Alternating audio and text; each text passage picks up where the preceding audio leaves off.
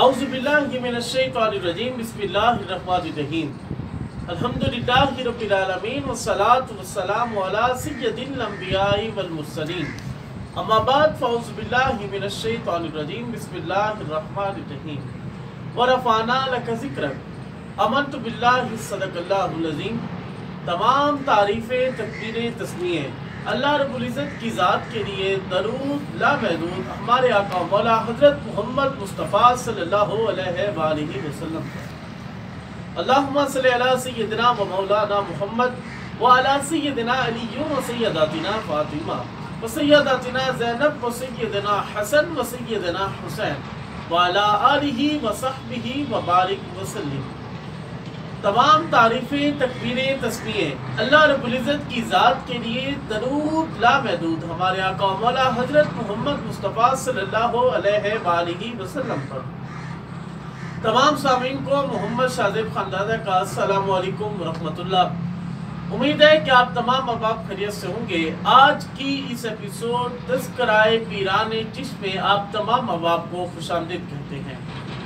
آج کی اس ایپیسوڈ میں میں حضرت خواجہ شیخ علم الدین رحمۃ اللہ تعالیٰ علیہ کی ذات مبارکہ پہ کچھ گفتگو کرنے کی سعادت حاصل کر رہا ہوں۔ حضرات محترم حضرت خواجہ شیخ علم الدین رحمۃ اللہ تعالیٰ علیہ آپ اپنے والد محترم شیخ سراج الدین رحمۃ اللہ تعالیٰ علیہ کے خلیفہ اور مرید تھے، اور آپ نے حضرت خواجہ شیخ سید محمد قیس دراز رحمۃ اللہ تعالیٰ علیہ سے بھی خلافت حاصل کی تھی۔ آپ کی والدہ محترمہ کا نام بی بی صفیہ رحمۃ اللہ تعالیٰ علیہ تھا۔ حضرات محترم حضرت خواجہ شیخ علم الدین رحمۃ اللہ تعالیٰ علیہ کے بے شمار خلفاء تھے، مگر سلسلہ چشتیہ آگے ان کے بیٹے سے بڑھا، اور حضرات محترم حضرت خواجہ شیخ علم الدین رحمۃ اللہ تعالیٰ علیہ کا وصال 26 صفر 901 ہجری بمطابق 1495 عیسوی میں ہوا، اور آپ کا مزار مبارک پیرا پٹن نہر والا میں اپنے والد محترم کے گنبد میں ہے۔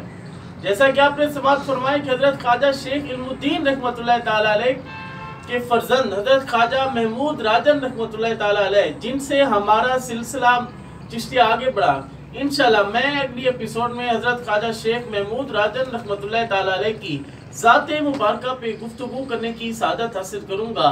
تب تک کے لیے مجھے اجازت دیجیے، اپنی دعاؤں میں یاد رکھے گا۔ السلام علیکم ورحمۃ اللہ۔ پاکستان زندہ باد۔